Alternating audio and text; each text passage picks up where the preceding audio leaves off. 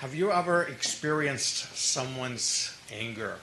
And I don't just mean anger, just little anger, but I'm talking about rage. I'm talking about fury. Have you ever been in a situation like that? I don't mean like someone just giving you a cold shoulder or silent treatment or calling you some name that should not be repeated. I mean like real anger. If you experienced this, I'm sorry. If that's what you had to live through, then you probably understand the words of Korach and what is happening with Hashem in this chapter in a very personal way. My question to you is, can you imagine what it's like to experience the anger of God, His rage, and His fury? Because for whatever it is that you may have gotten from someone else in your life, imagine what it would be like of contending with Hashem Himself. Would you be able to even live through it? Some people think they have experienced the anger of God. From time to time I talk to people and they're like, oh, God is angry at me. He's furious. He's then doing this. And I just tell them, if you have experienced the anger of God, then you should not be living and breathing here right now. That's the reality. So no, you probably didn't. And I hope that none of us ever do. But as I read this chapter, that is what strikes me. So in our weekly passage, we come across this terrifying story about Korach and his rebellion. And Korach and several other leaders in Israel challenge Moses and they challenge Aaron for their leadership. They believe that they could be the mediators, that they could be the priests. And Aaron, he's of no consequence. He's not important. The fact that God called him and singled him out and appointed him is not important to them. They think they can do just as good of a job, and they rebel. So the rebels, they do meet horrible, awful deaths. They're buried alive. Some burned alive, others are buried alive. And that's a pretty chilling fate, swallowed by the earth. But then, as you continue reading the story, and this is the segment we just read in our Torah, is that people, after all this punishment has been dealt out, they blame Moses and Aaron for all those people dying. The assembly gathers and says, Moses, you're the one who got these people killed. It's your fault that this all happened. And so at this moment, as the crowd gathers, Moses and Aaron, they head towards the tent of meeting. They go into the holy place. And so in number 17, the passage we just read in Torah, we read, Torah says that a cloud of God's glory appeared all around them. And God spoke to them. And this is what God said. Hiramu mitrach aedah, get away from the midst of the assembly. And then God continued, Ve'achale otam keraga, I will consume them in one moment. Or literally you could translate this, I will swallow them, as in I will eat them all in a second. It's a very colorful language there in the Torah. I mean, I realize that you don't really see that in English, but in Hebrew it actually says, I'm going to eat them up. That's what he tells them. Get away from these people. Hashem is furious at that moment that Israelites assembled against Moses and Aaron, thinking that somehow they're the guilty party in all these people dying. And what happens next is terrible. God's wrath, indignation, ketzef fell on them. That's the anger that is described in the Torah. And what happens next is described as negef. Negef means a plague. The plague has begun. People started to drop dead in the community. And then as I read number 17 in verse 11, it says that Moses commanded Aaron to quickly offer incense, the ketoret, on the altar of sacrifice. And then he told Aaron these words, Kafer aleichem, atone for them. Now we actually are not told what it is that Aaron did that atoned for them. But that's exactly what he did. The Torah says that he ran and he atoned for them. He put the incense on the altar. And Torah says, V'yamod ben hamitim uvein ha'ayim. He stood between the dead and the living. As I read these words, I get these chills. I can imagine this Negev, this plague, that it moved through community like a wave. Can you imagine a wave? And it's just moving through the people, through the camp.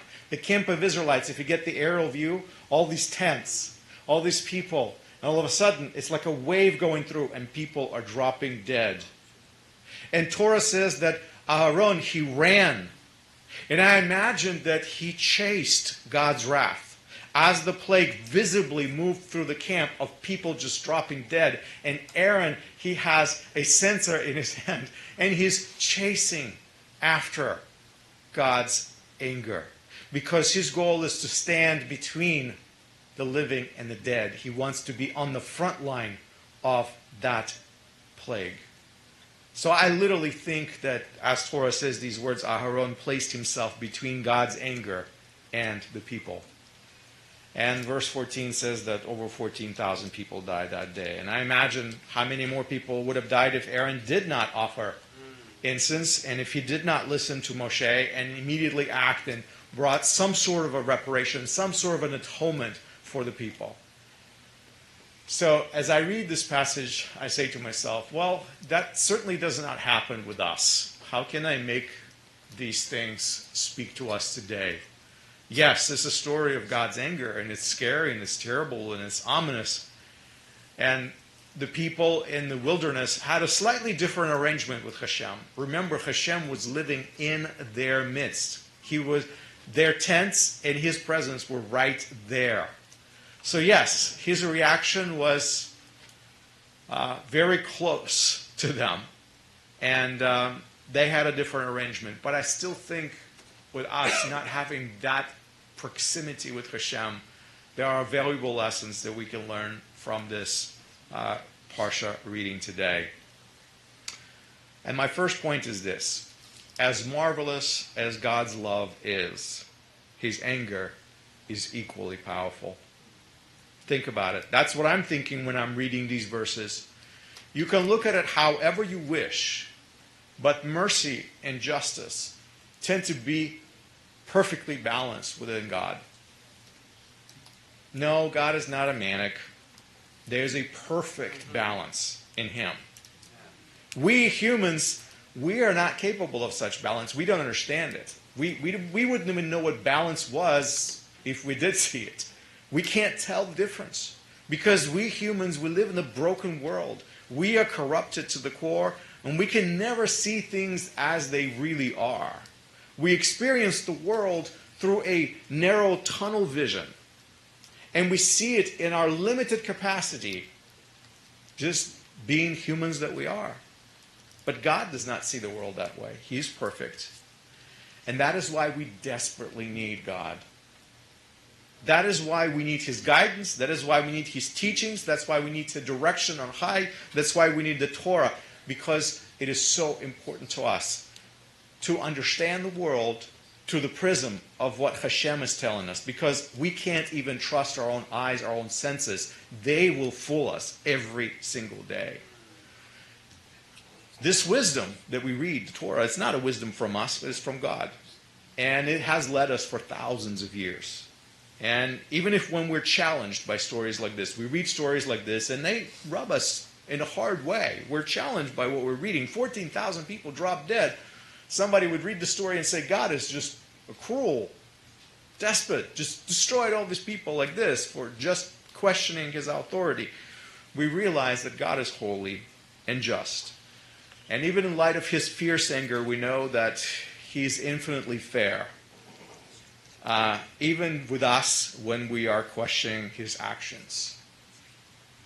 So that brings me to a second point. And the second point is, as fearsome as God's anger is, his love is equally potent.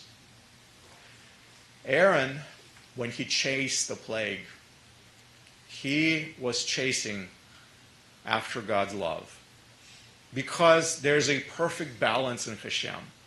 In his anger, in his fury, in his wrath, there is that place for love as well. So he stood between the dead and the living, seeking that opportunity.